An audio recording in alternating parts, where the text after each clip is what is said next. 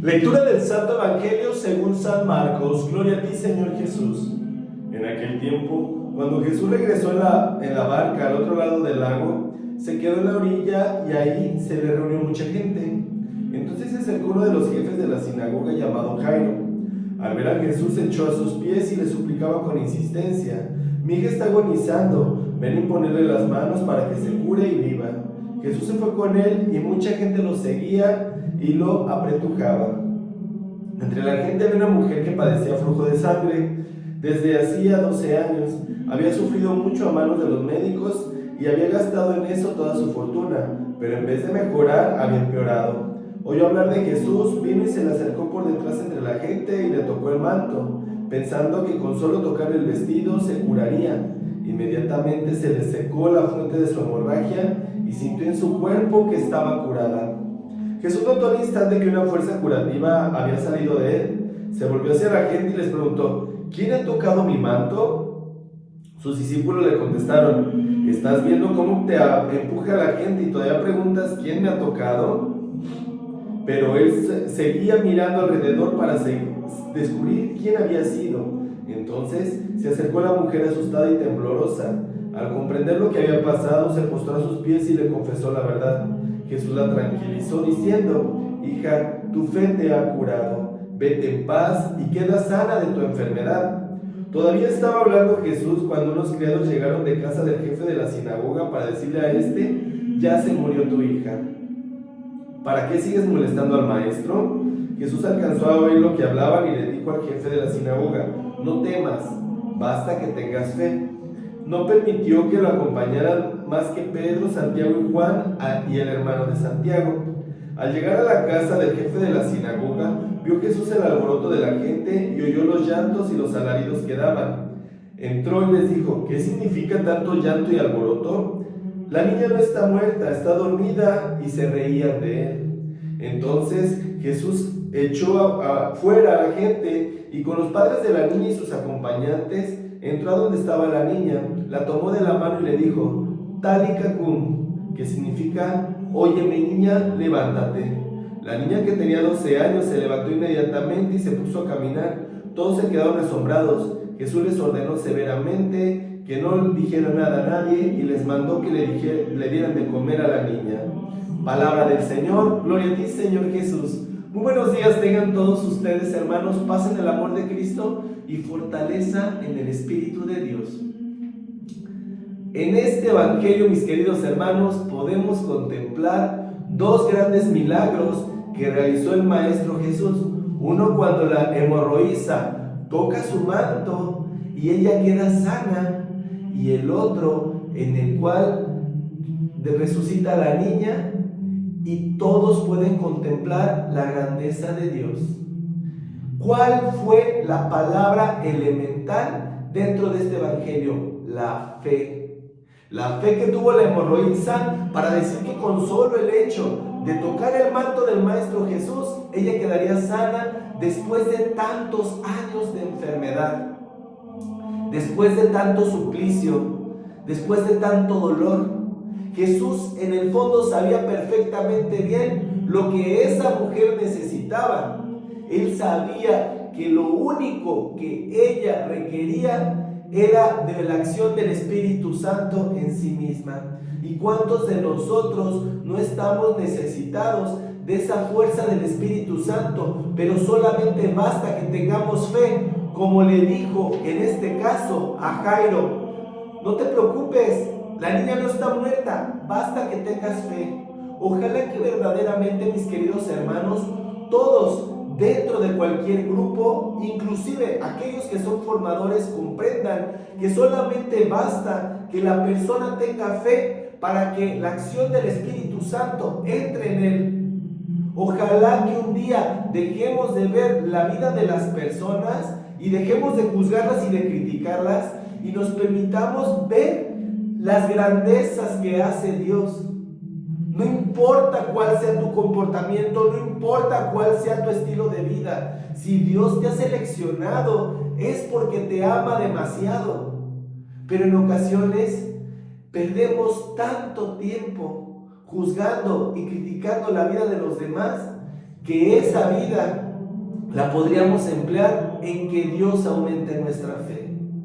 Ojalá de verdad, mis queridos hermanos, que un día entendamos que la misión es mucho más grande, es mucho más profunda, y que si nos quedamos en el dolor del mundo, nos quedamos en las cosas que están ahora sí que a la vista, muy por encimita, nos perderemos de grandes cosas que hace el Hijo de Dios. La gente estaba con sus alaridos, la gente estaba llorando a grito abierto. ¿Por qué? Porque se quedan con las cosas del mundo, porque no se ponen a ver las cosas del Espíritu Santo. Hay mucha gente que está allá afuera con alaridos, criticando al hermano, juzgándolo, que están viendo desde el dolor, que están viendo solamente las cosas que a lo mejor la persona hizo, que la persona a lo mejor en vida, no sé, se tuvo algún otro tipo de prácticas, se dedicó a otro tipo de cosas, pero no ven que la fe llama a las personas porque están necesitadas de que Dios las cure de su enfermedad. Por eso el mismo Jesús fue muy claro cuando dice: entonces se acercó la mujer asustada y temblorosa. Al comprender lo que había pasado, se postró a sus pies y le confesó la verdad. Jesús la tranquilizó diciendo: hija, tu fe te ha curado, vete en paz y queda sana de tu enfermedad. Cuando la gente se acerca a algún pastor, es justamente porque necesita sentir esa paz, sentir esa tranquilidad, sentir ese regocijo, no para que los manden más humillados, más pisoteados, más atormentados de lo que ya se encuentran. En lugar de que le des esa tranquilidad, esa paz, muchas de las veces te la pasas enjuiciándolo, lastimándolo. Jesús nunca hizo eso, sino hizo todo lo contrario. Jesús tranquilizaba a esa persona que en ese momento estaba necesitada. Lo hizo con una María Magdalena, lo hizo con un apóstol Pedro, lo hizo con un apóstol Juan, lo hizo con un apóstol Santiago, y lo ha hecho con tantos santos del cielo.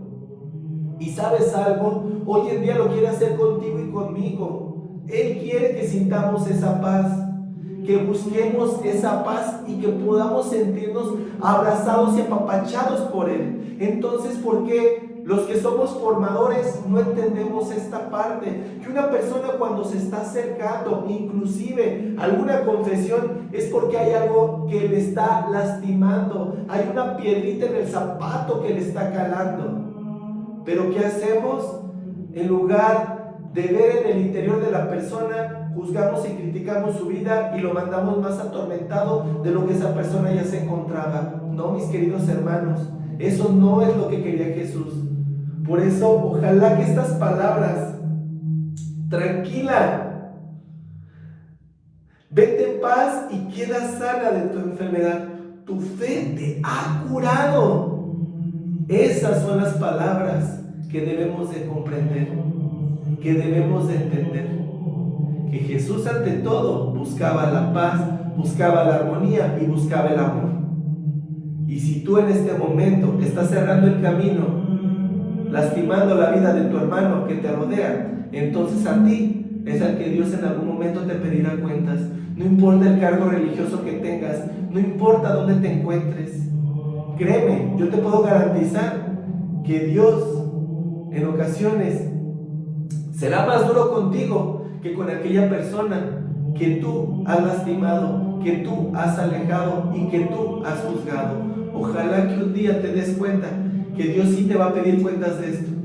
Y aquella persona que estaba en ese momento lastimada por los golpes del mundo, lastimada porque muchas de las veces la gente no comprende o no entiende lo que es el verdadero amor y lo que es el verdadero significado de la palabra fe y de la palabra acción del Espíritu Santo y de la palabra Dios, que Dios es amor, es misericordia.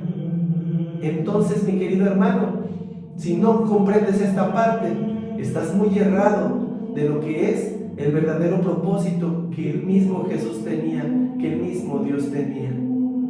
Créeme, Dios envió a su Hijo no porque fuera un Dios que le gusta la violencia y que le gustaba ver cómo en ese momento estaban torturando y martirizando a su hijo. No, Dios no lo hizo por eso. Dios lo hizo por las grandes enseñanzas que nos vino a dejar su hijo, el gran amor que vino a demostrar con todas aquellas personas que lo necesitaban. Ese era el verdadero propósito de Dios. Pero ¿sabes algo? Muchas de las veces preferimos seguir tomando la actitud de los fariseos, de estar juzgando, estar criticando, de estar dañando a aquellas personas que nos rodean, de ser esos jueces, de ser esos, ahora sí que opresores, de esas personas que le quitaron la misma libertad a Jesús y que lo golpearon hasta cansarse y que lo llevaron en suplicio hasta la cruz. Pues muchas de las veces así hay muchos sacerdotes que se comportan como fariseos, que tienen encerrados a muchas personas que están en búsqueda del amor y de la caridad, pero prefieren meterlos en una cárcel donde les ordenan seguir en pecado, donde los ordenan seguirlos lastimando, una cárcel que después los golpean, los martirizan, remarcándoles y juzgándoles y criticándoles por la vida y por el amor que se manifiestan. Y después los llevan en suplicio, igual como llevaron a Cristo, como si fueran esos ladrones que acompañaron a Jesús, que hasta en ese momento uno de ellos se arrepintió de todo lo que había hecho. ¿Y sabes por qué? Porque cree Dios en la misericordia, cree Dios en la caridad, y el mismo Jesús en ese momento perdonó a ese ladrón que se encontraba ahí al pie de en la cruz, clavado igual que él. Perdonó a los que se encontraban al pie de la cruz, que se burlaban, se mofaban de él y que le decían: si verdaderamente eres el Hijo de Dios, bájate y baja a estos. ¿Sí? O sea, se burlaban, que le decían: si tú que transformabas el agua en vino, casi, que curabas sábado, que hacías esto. En ese momento empezaron a remarcarle los milagros que él mismo hizo, que los hizo con amor, con caridad. El ladrón que le dijo en ese momento: si eres el verdadero Hijo de Dios, bájate y bájanos a nosotros. Aún estando ahí dudaba, y al otro le bastó una sola palabra para poder arrepentirse. Ojalá que verdaderamente, mis queridos hermanos, tengamos un contexto de amor, que no seamos como aquellos que se burlaron de Cristo cuando se encontraba clavado en la cruz, que no estemos enjuiciando, que no estemos criticando, que no seamos como ese ladrón que estaba ahí en la cruz, que le decía: si verdaderamente eres el Hijo de Dios, bájate y bájanos a nosotros.